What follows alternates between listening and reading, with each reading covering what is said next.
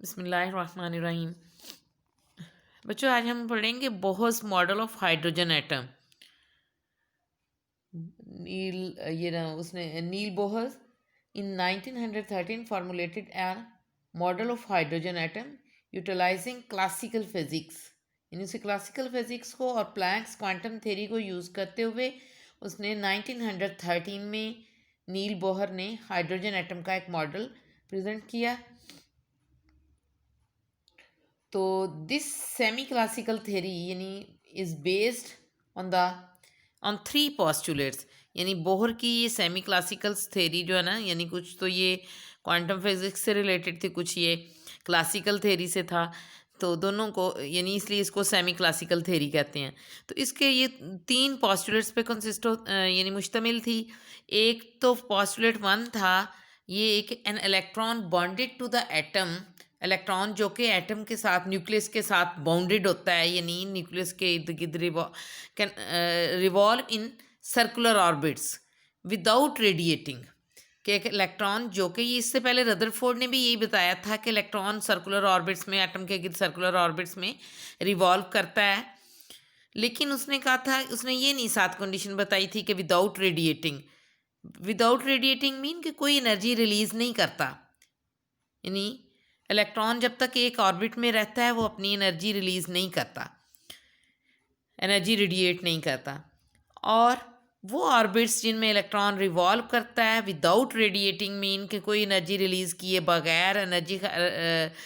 उसको, उन ऑर्बिट्स को कहते हैं डिस्क्रीट एनर्जी स्टेट्स। यानी डिस्क्रीट एनर्जी स्टेट्स या स्टेशनरी स्टेट्स भी बोलते हैं उन ऑर्बिट्स को। Those orbits are called stationary states. तो इसके बाद सेकंड पॉस्टुलेट ये था कि an electron bonded to the nucleus in an atom only, यानी इलेक्ट्रॉन जो कि जिन ऑर्बिट्स में रिवॉल्व करता है उनमें से ओनली दो स्टेशनरी ऑर्बिट्स आर अलाउड। यानी सिर्फ उन स्टेशनरी ऑर्बिट्स में रिवॉल्व कर सकता है जिनमें उसका इंटीग्रल वो जो है एंगुलर मोमेंटम जो है ना, वो इंटीग्रल मल्टीपल ऑफ h/2 हो। यानी only those orbits are allowed for which angular momentum of electron is an integral multiple of h/2 h/2 का इंटीग्रल मल्टीपल हो एंगुलर मोमेंटम। क्योंकि वो अगर कोई इलेक्ट्रॉन देखें इस तरह सर्कुलर ऑर्बिट में किसी न्यूक्लियस के, ये सपोज सेंटर में न्यूक्लियस हो, इलेक्ट्रॉन यूँ हो तो वो सर्कुलर ऑर्बिट में रिवॉल्व करे सर्कल में अराउंड द न्यूक्लियस, तो हर पॉइंट पे देखें इस तरह रिवॉल्व कर रहा हो तो ये भी, ये उसकी लीनियर वेलोसिटी होती है। इलेक्ट्रॉन की मैस जो है m के इक्वल है। r is the radius of the orbit. यहाँ इस पॉइंट पे आप देखेंगे v की डायरेक्शन लीनियर वेलोसिटी, अगर इलेक्ट्रॉन रिवॉल्व करते करते यहाँ पहुँच गया तो उसकी लीनियर वेलोसिटी v जहाँ है उसकी डायरेक्शन यूँ है, और radius is along this direction. इसी तरह यहाँ पहुँचते हुए यहाँ इस तरफ रिवॉल्व करते हुए इलेक्ट्रॉन वेलोसिटी की डायरेक्शन यूँ है, इस तरह से अलॉन्ग द वेलोसिटी की डायरेक्शन। लीनियर वेलोसिटी की जब कोई बॉडी सर्कल में मूव कर रही होती है तो उसकी लीनियर वेलोसिटी की डायरेक्शन हमेशा along the tangent to the point होती है। उस जिस पॉइंट पे उसकी वेलोसिटी की डायरेक्शन ली जाए तो वो उस पॉइंट पे टेंजेंट के अलॉन्ग होती है वेलोसिटी, लीनियर वेलोसिटी। ये आर होगा, अगेन ये भी आर, ये भी आर। तो अब देखें हर पॉइंट पे वी और आर के दरमियान एंगल जो है वो 90 डिग्री है। तो चूँकि लीनियर मोमेंट जो होता है angular momentum, that is the cross product of radius vector R and linear momentum को एल कहते हैं, that is equal to R cross P. P क्या है? Linear momentum. ये एल क्या है? Angular momentum. तो angular momentum L is equal to R cross P की वैल्यू लगाएं M into V. No R और वी के दरमियान एंगल चूँकि 90 डिग्री है, इसलिए ये जो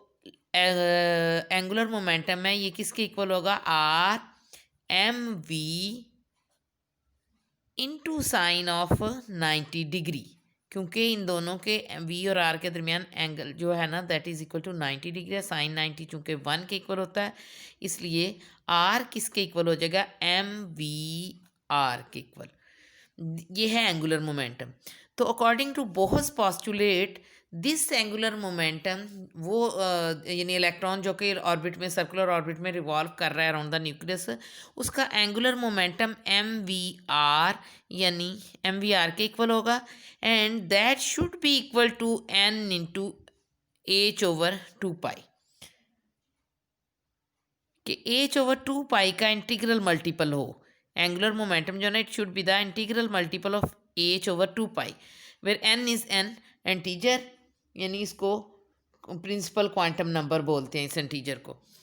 और m क्या है, मास ऑफ द इलेक्ट्रॉन है, v velocity of the electron है। तो mvr is equal to n into h/2 पाई।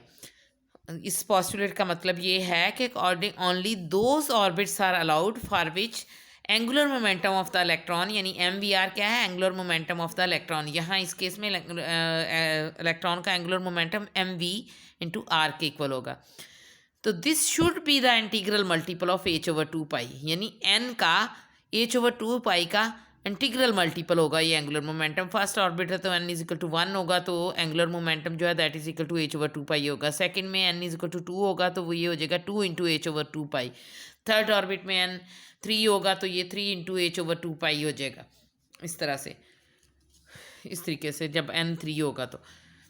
उसके बाद यानी यही ऑर्बिट्स अलाउड है जिनमें एंगुलर मोमेंटम, यानी इलेक्ट्रॉन उन्हीं ऑर्बिट्स में मूव कर सकता है जिनमें मूव करते हुए उसका एंगुलर मोमेंटम जो है n इंटू यानी h/2 पाई का इंटीग्रल मल्टीपल हो। तो उसके बाद ये है थर्ड पॉस्टुलेट, ये कहता है कि अकॉर्डिंग टू थर्ड पॉस्टुलेट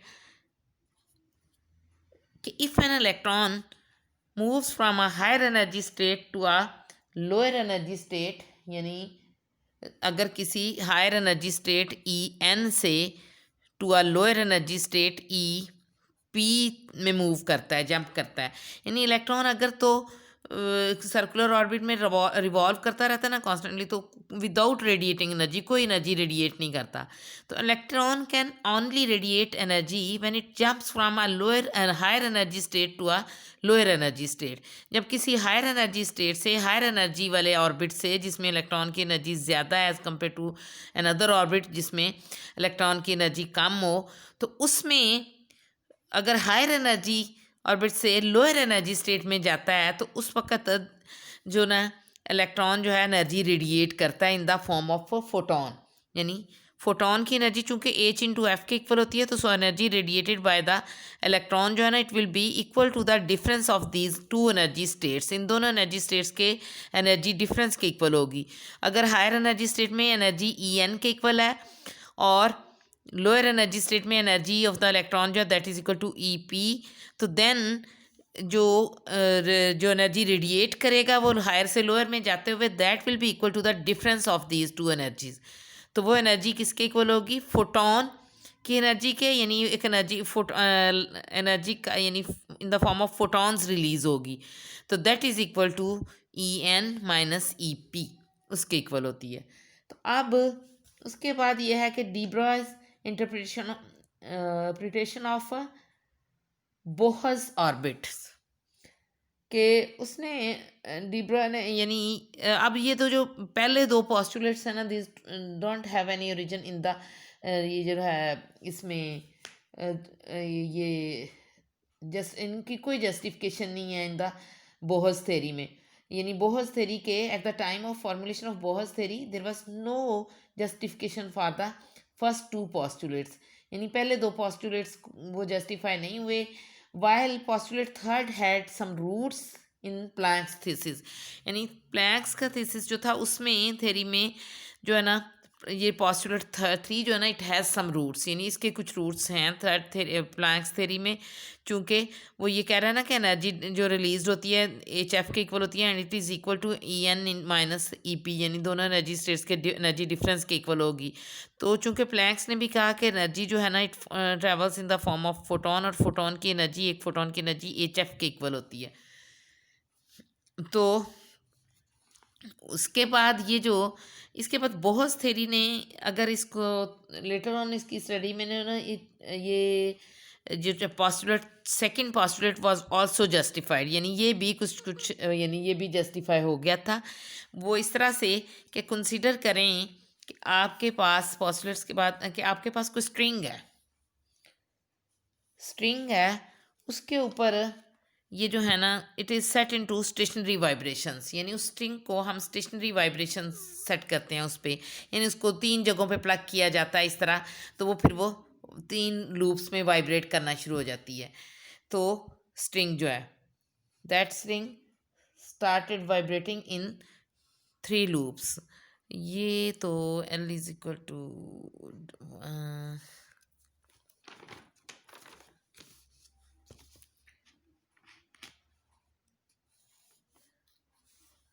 ये हम कहते हैं कि अगर 3 लूप्स में उसको वाइब्रेट करवाया जाए स्ट्रिंग को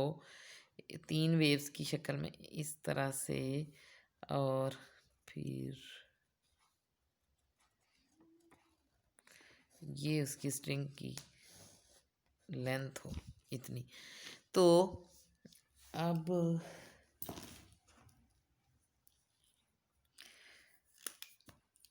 ये इस तरह 3 लूप्स में वो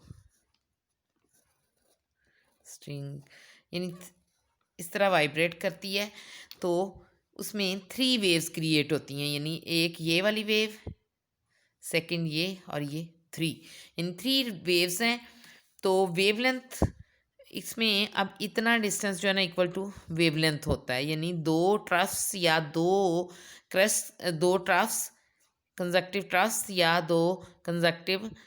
क्रेस्ट्स जो होते हैं ना उनके दरमियान डिस्टेंस जो है ना दैट इज़ कॉल्ड, यानी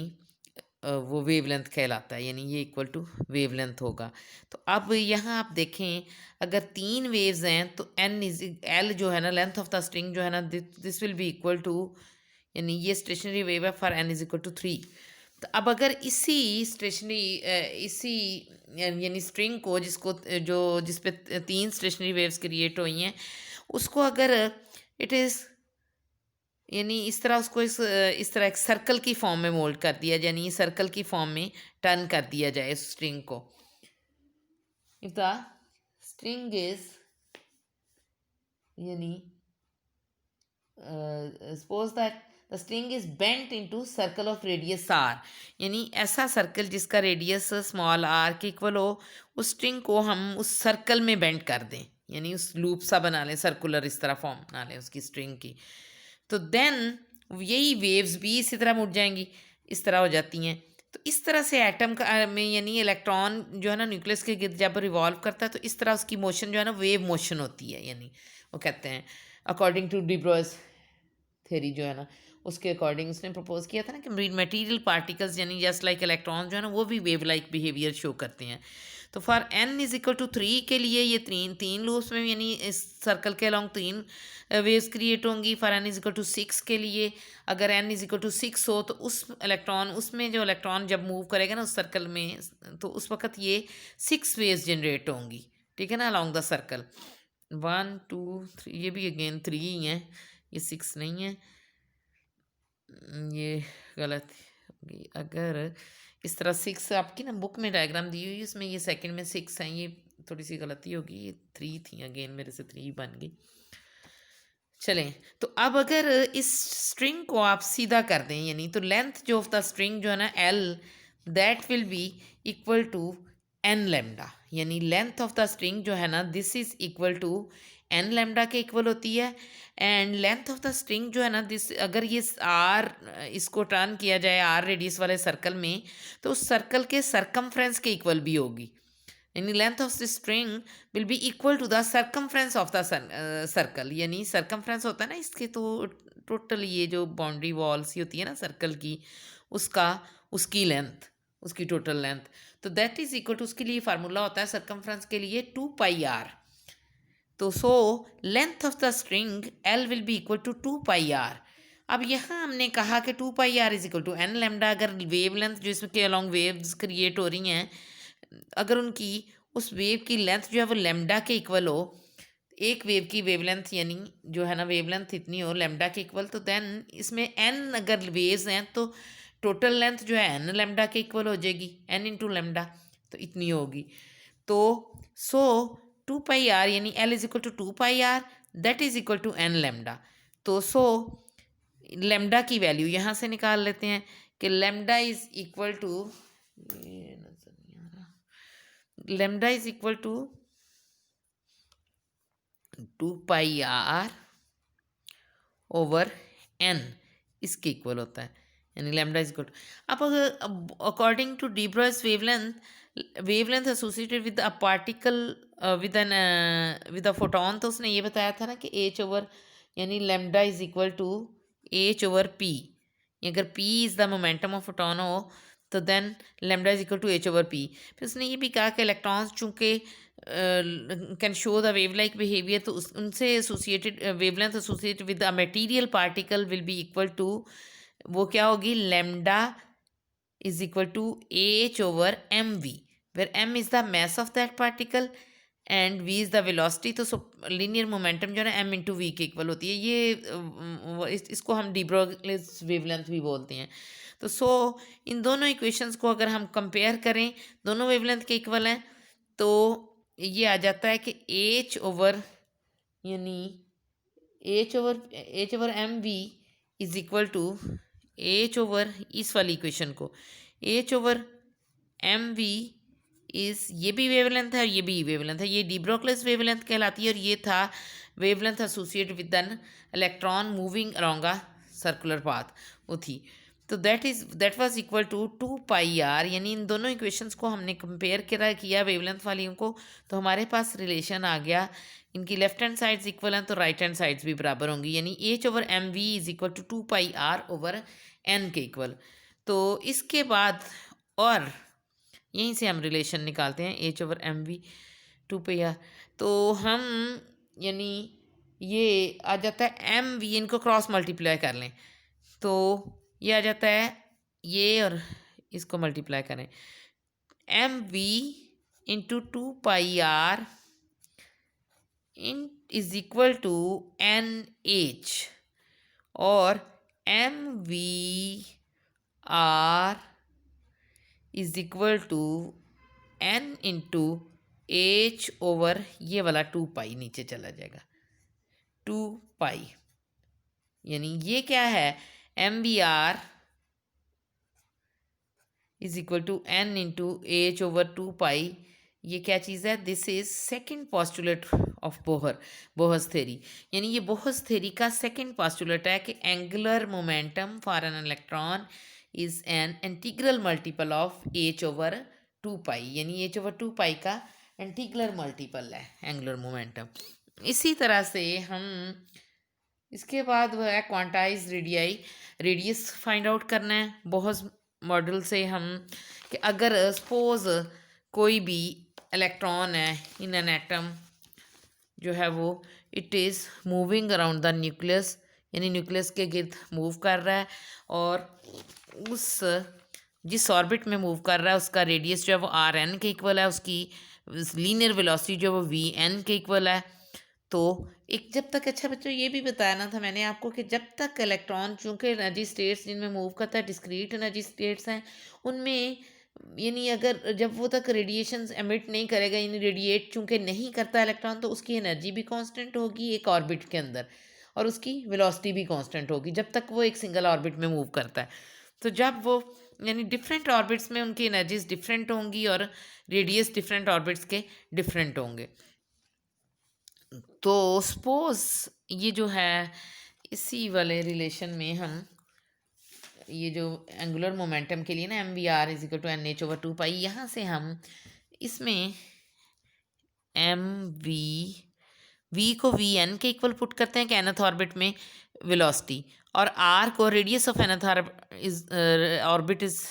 रिप्लेस्ड बाय आर एन। तो ये हो गया एंगुलर मोमेंटम हो गया M V N R N which is equal to N into H over two pi,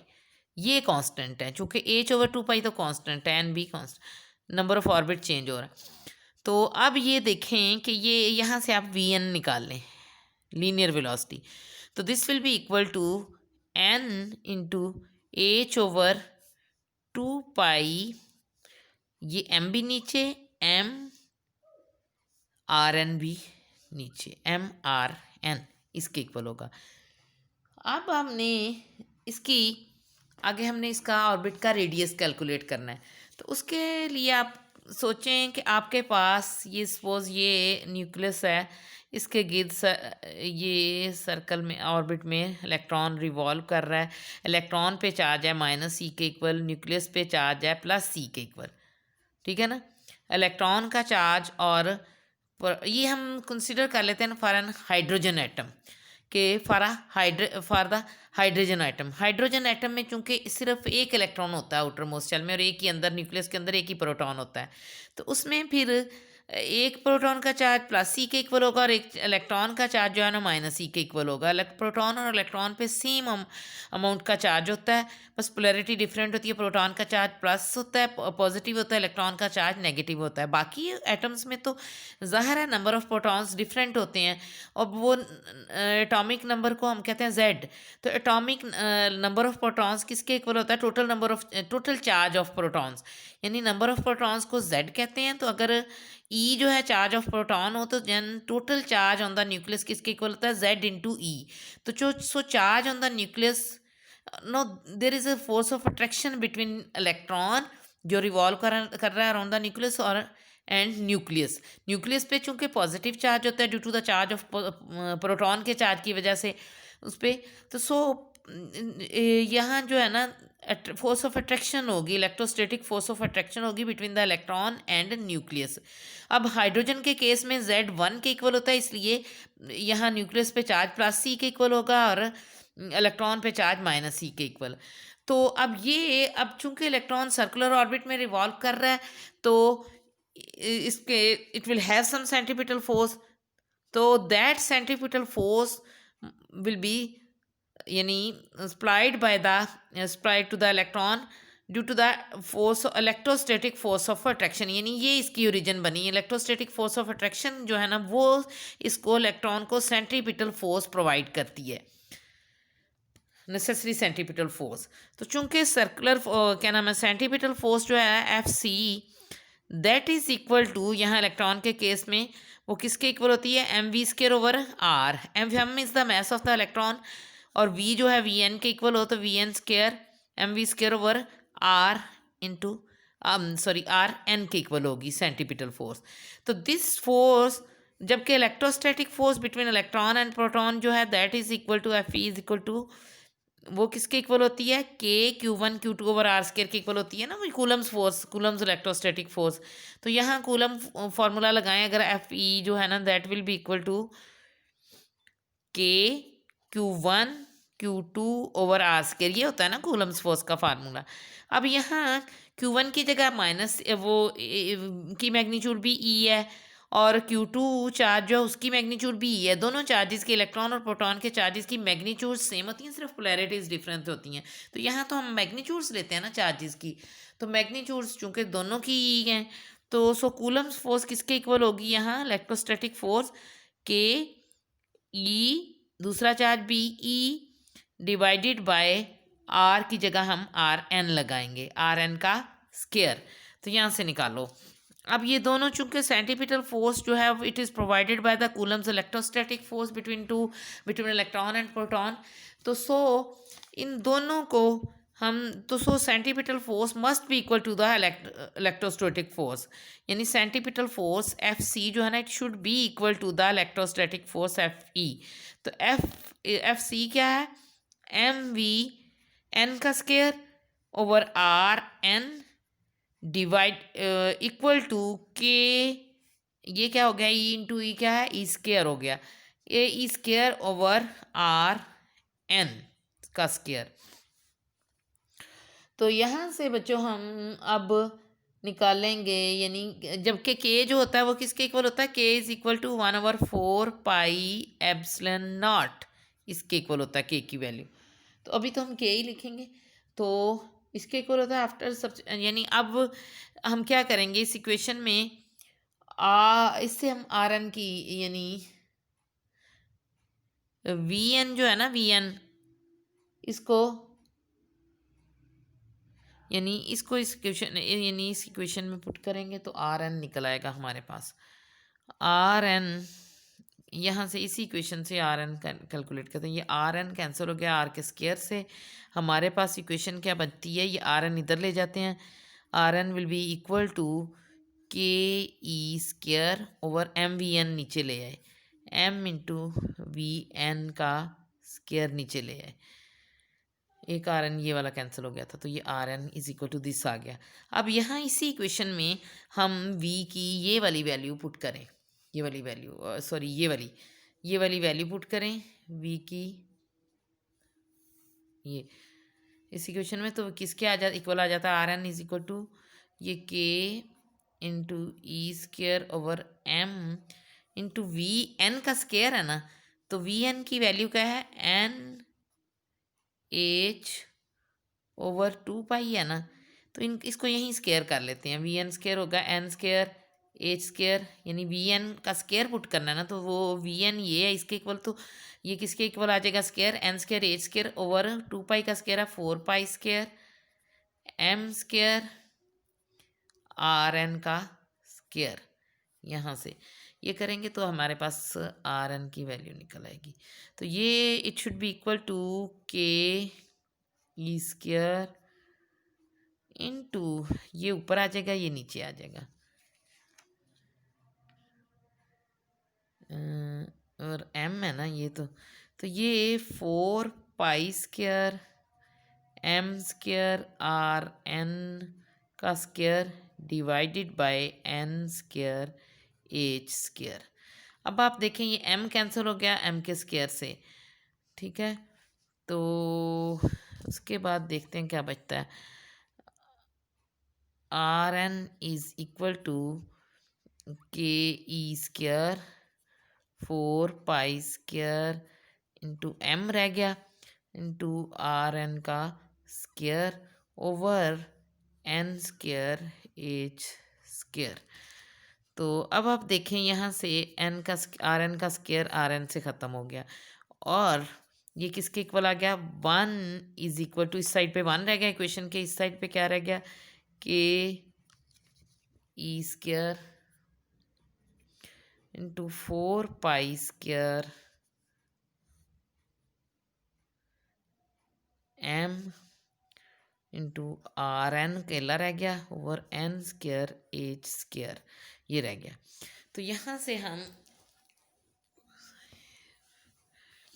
are एन की वैल्यू निकालते हैं इस वाली इक्वेशन से, यहाँ से ये किसके इक्वल आएगी,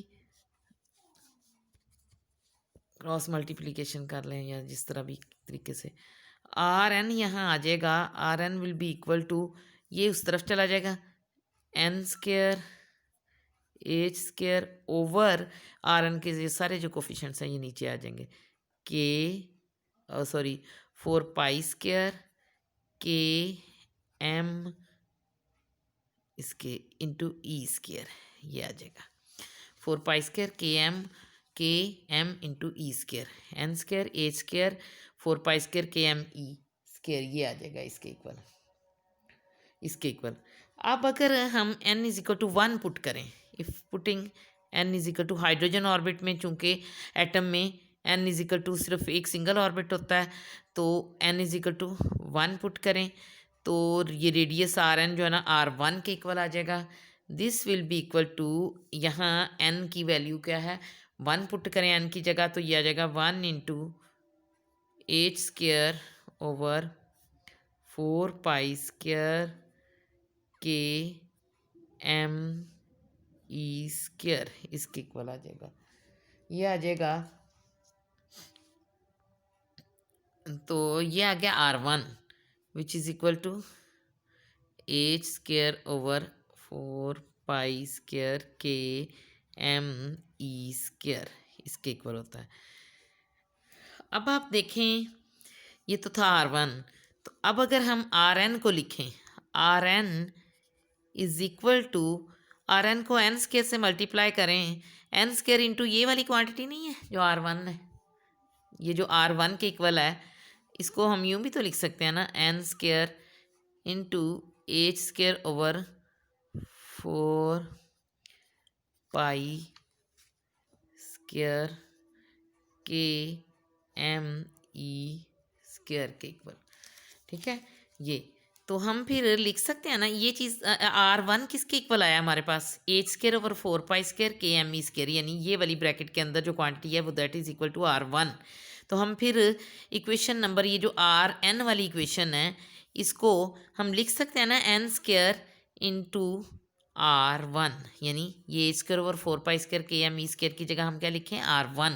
चूँकि R1 हमारे पास इसके इक्वल निकला है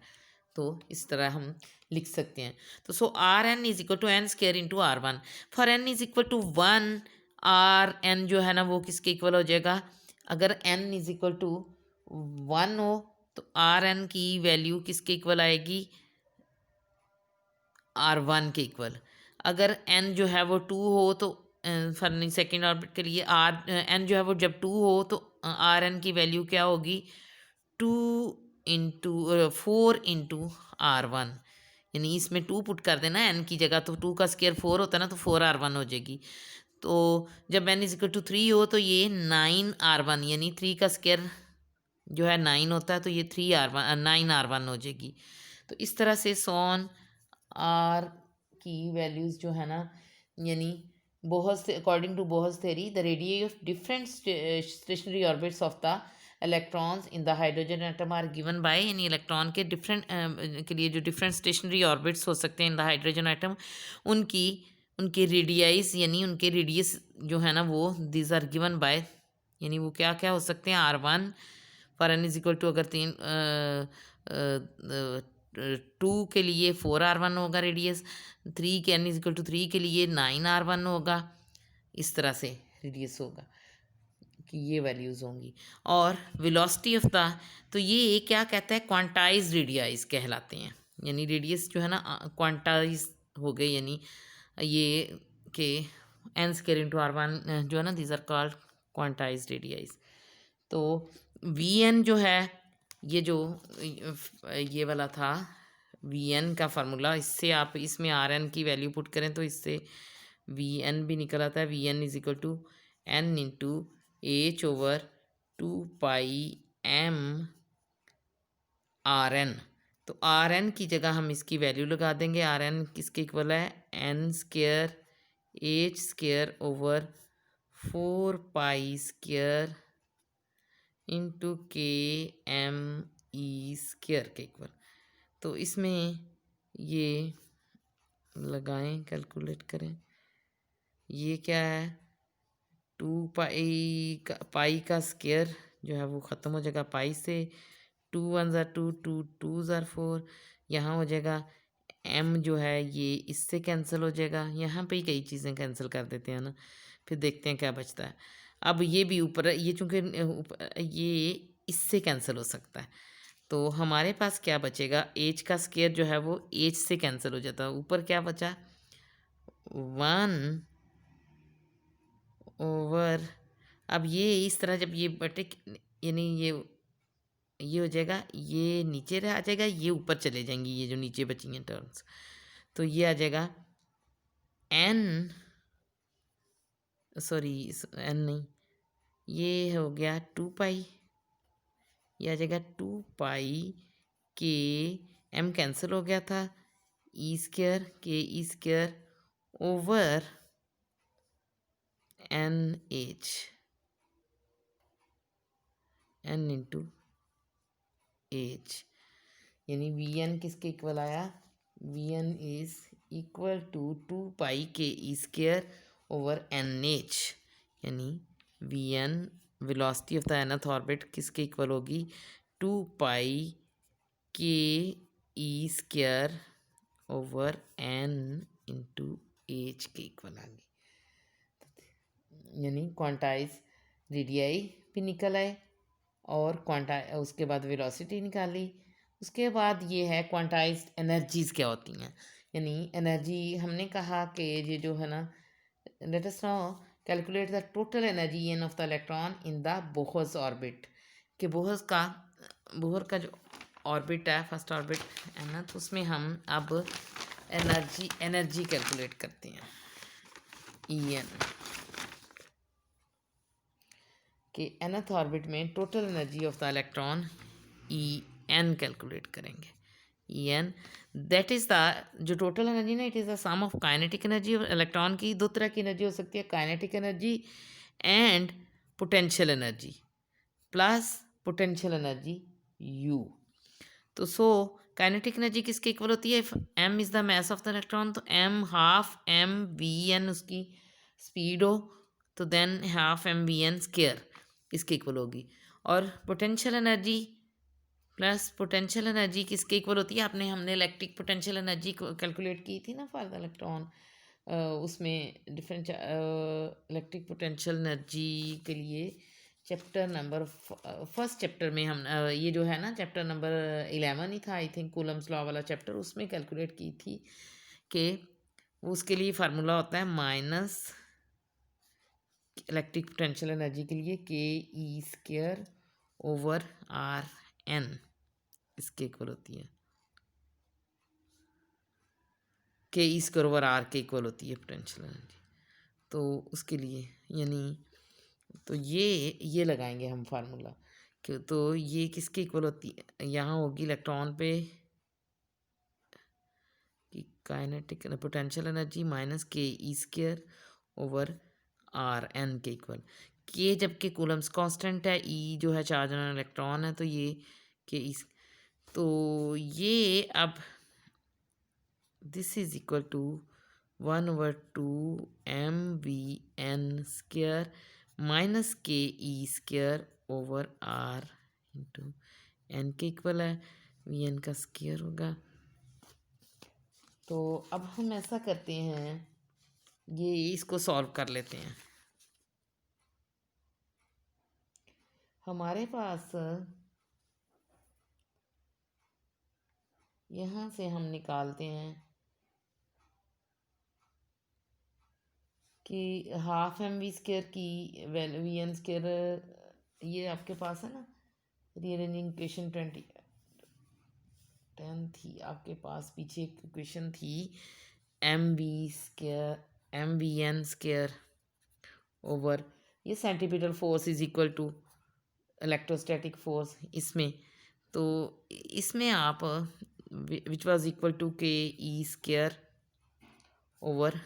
आर एन स्क्वायर इसके इक्वल था ना, तो इसमें से निकालें, इसी इक्वेशन से हम हाफ एम वी स्क्वायर निकालते हैं किसके इक्वल होती है, यानी इन दोनों तरफ से, दोनों तरफ इसको 1/2 से मल्टीप्लाई कर दें। 1/2 एम, ये साइड आ जाएगी M V N square, R N जो है ना कैंसिल हो गया था आर एन के स्क्वायर से, तो ये रह गया था M V N square M V N square. तो इसको दोनों तरफ इक्वेशन के दोनों तरफ 1/2 से मल्टीप्लाई कर दें, तो 1/2 M V N square is equal to 1/2, इधर भी 1/2 से मल्टीप्लाई करेंगे ना K E square over R N, kinetic energy की फॉर्म में लाने के लिए ना इसको। तो इस वाली इक्वेशन में ये वाली E N is equal to, ये वाली जो इक्वेशन है इसमें half M V N square की वैल्यू, ये वाली वैल्यू पुट कर दें। यानी इसको अगर आप इक्वेशन 1 या जो भी इसको नंबर दे लें, 1 ही है अगर, तो 1 में ये 2 से आप इक्वेशन 2 से half M V N square की वैल्यू पुट करें, तो आपके पास ई एन किसके इक्वल आ जाता है? E N is equal to half M V N square की जगह क्या पुट करना है? 1/2 K E square over R N minus ये क्या है? K E square over R N. अब आप देखो ये और ये टर्म ये सेम है, तो ये क्या आ जाता है? हम इसको सॉल्व करें तो ये देखें ना कोफिशिएंट के E square over R N है, ये भी के E square over R N है, तो 1/2 से 1/2 -1 क्या आ जाता है? -1/2, 1/2 में से -1 करें या 1 में से 1/2 निकालें, तो ये आ जाता है -1/2 इंटू के E square over R N. वैसे सिंपली इसका इनका एलसीएम ले लेना, तो 1/2 तो बाहर है ना, सॉरी हाँ जी, तो एलसीएम इनका आ जाता है 2 आर एन और इसके कोऑर्डिनेट्स आ जाएंगे के ई स्केयर, ये आ जाएगा -2 ke², तो -2 ke² और ke² क्या हो जाता है -ke², तो ये आ जाएगा 1/2 -1/2 ke², या it is E N is energy of the electron in nth orbit is equal to -1 नहीं -ke²/2r n इसके इक्वल होगी। और क्वांटाइज एनर्जीज, अगर हम इलेक्ट्रॉन को हम सपोज करें कि इलेक्ट्रॉन के लिए जो ना यानी which is the energy required to completely remove an electron from the first Bohr orbit, यानी इलेक्ट्रॉन को दोनों काइनेटिक एनर्जी फर्स्ट ऑर्बिट में उसकी एनर्जी स्टेशनरी है, तो यानी इलेक्ट्रॉन को फर्स्ट ऑर्बिट से रिमूव करवाना ना अगर तो निकालना, तो उसके लिए जितनी एनर्जी चाहिए होगी इलेक्ट्रॉन, यानी हाइड्रोजन एटम में तो एक ही ऑर्बिट है ना, तो उसी के अंदर इलेक्ट्रॉन रिवॉल्व कर रहा है, तो फर्स्ट ऑर्बिट में यानी ये हम क्या करेंगे n is equal to 1 put करेंगे n को, तो उस वक्त एनर्जी जो है ना E N energy of the electron in first orbit को ई नॉट यानी ई नॉट के इक्वल पुट करेंगे, and this is equal to ये हम ये इसकी वैल्यू लगा दें तो हम ये देखते हैं 20 का कोई पीछे क्वेश्चन थी आपकी, ये आर एन की वैल्यू, हाँ जी ये आर एन की वैल्यू पुट करेंगे इसमें, तो ke² यानी en² किसकी इक्वल आ जाएगा -ke²/2 इंटू आर एन हमारे पास था किसके इक्वल, आर एन की वैल्यू क्या निकली थी n² आर एन की वैल्यू पुट करनी है इस वाली इक्वेशन में ना, आर एन की जगह आर एन की उसकी वैल्यू, तो वो क्या है आर एन की वैल्यू क्या है n²h²/4π²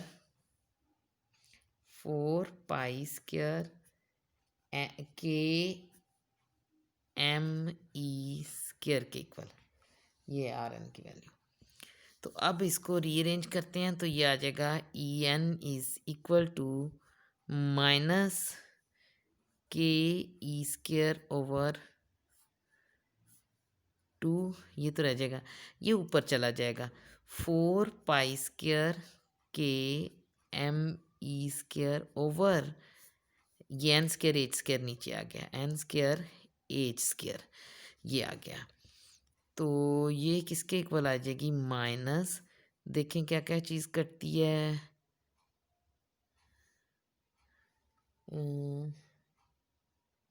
2 ये 1/n² तो हम कॉमन ले लेते हैं, इसमें से 1/n² कॉमन ले लेते हैं, तो अंदर क्या बचेगा कि ये 2 कैंसिल हो गया, 2 2 ज़ा 2, तो ये आ जाएगा ke²,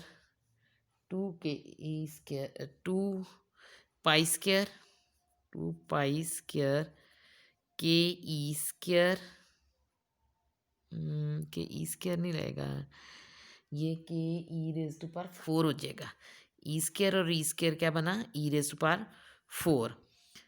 तो ये बना, उसके बाद k², ये एक के ये, तो ये आ जाएगा k², 2π² k² e⁴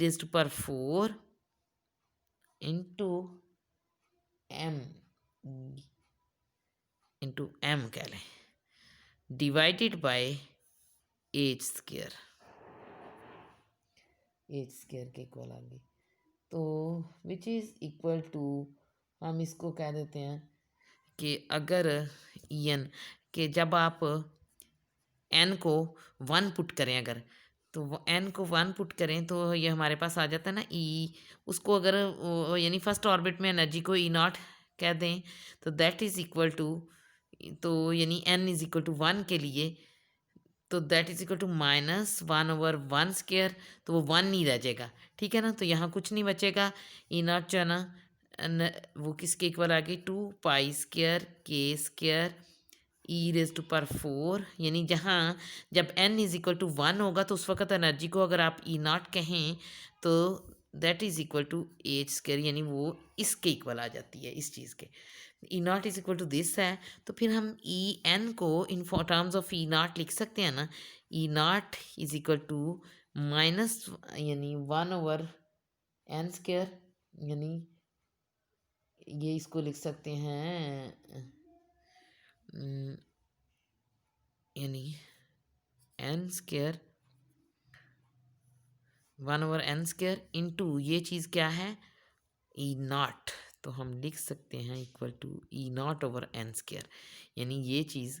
इस ब्रैकेट वाली टर्म के इक्वल है, तो हम इसको यानी ब्रैकेट की जगह ई नॉट लिखें और नीचे n², ये इसके इक्वल होगा। तो for n is equal to 1,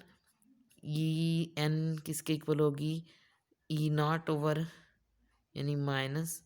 E naught के इक्वल होगी, n is equal to 1, n is equal to 2 के लिए किसके इक्वल होगी माइनस 1/4 ई नॉट, या E0/4 इस तरह कर लें। n इज इक्वल टू 3 के लिए होगी माइनस E0/9, इस तरह से ये भी क्वांटाइज एनर्जीज हैं, इस तरह से माइनस नेक्स्ट होगी n इज इक्वल टू 4 के लिए E0/16, इस तरीके से। तो इन एनर्जीज़ को क्या कहते हैं क्वांटाइज्ड एनर्जीज। तो the experimentally measured values of the binding energy of the electron in the hydrogen atom is in perfect agreement with the value of predicted by Bohr theory, यानी बोहर ने जो hydro energy की values, ये जो quantized energies की values predict की बताएं, this were in accordance with the binding energy of electron in an atom, यानी उसके इक्वल थी। तो द एटम में be excited by collisions with the externally accelerated electron, यानी बाहर से अगर कोई एक्सेलरेटेड इलेक्ट्रॉन जो है एटम के अंदर यानी ऑर्बिट के अंदर वाले इलेक्ट्रॉन से टकराए, तो इलेक्ट्रॉन जो है ना वो उसकी एनर्जी गेन करके एक्साइटेड स्टेट से में आ जाता है, यानी lower energy higher energy state से ग्राउंड यानी लोअर एनर्जी स्टेट में यानी उस अपनी स्टेट से किसी और स्टेट में चला जाएगा, यानी एनर्जी एब्जॉर्ब करेगा, तो वो उसकी एक्साइटेड स्टेट कहलाएगी। तो the potential through which an electron should be accelerated so that on collision it can lift the electron in the atom from its ground state to some higher state is known as यानी it is known as excitation potential, यानी वो कहता है कि जिस अगर कोई electron किसी अपने ऑर्बिट में रिवॉल्व कर रहा है, ठीक है ना इलेक्ट्रॉन, तो अब अगर बाहर से कोई एक्सेलरेटेड इलेक्ट्रॉन जिसको किसी खास पोटेंशियल की वैल्यू देके उसको एक्सेलरेट किया जाए, वो एक्सेलरेटेड इलेक्ट्रॉन जो है ना वो अगर इससे हिट करे, इस यानी इस इलेक्ट्रॉन्स के साथ टकराए, तो ये इलेक्ट्रॉन अपनी ये जिसमें वो रिवॉल्व कर रहा था वो इसकी ग्राउंड स्टेट कहलाएगी, तो वो अपनी ग्राउंड स्टेट से एक्साइटेड स्टेट में आ जाता है, यानी इलेक्ट्रॉन जिसने एनर्जी एब्जॉर्ब की होगी इट विल बिकम यानी वो इस लोअर एनर्जी स्टेट से हायर एनर्जी स्टेट में चला जाएगा, and that energy state is called excited state, यानी वो एक्साइटेड स्टेट कहलाएगी। तो यानी इलेक्ट्रॉन कैन बी, तो ये वो पोटेंशियल जिससे उस हिट होने वाले इलेक्ट्रॉन जिसने इसको हिट किया इस इलेक्ट्रॉन को, उस पोटेंशियल को जिस पोटेंशियल से वो यानी एक्सेलरेट हुआ, उस पोटेंशियल को एक्साइटेशन पोटेंशियल कहते हैं, यानी वो that is called excitation potential. यानी तो यानी potential through which an electron is accelerated, वो क्या कहलाता है एक्साइटेशन पोटेंशियल, और उस एक्साइटेशन पोटेंशियल की वजह से इलेक्ट्रॉन जो है वो जो अपने ग्राउंड स्टेट में से एक्साइटेड स्टेट में आ जाता है, तो उस पोटेंशियल को एक्साइटेशन पोटेंशियल बोलते हैं। तो इसके बाद कल इंशाल्लाह करेंगे हाइड्रोजन एमिशन स्पेक्ट्रम, यानी नेक्स्ट आपका करेंगे inertial transitions and characteristics X rays, ये करेंगे नेक्स्ट कल करेंगे।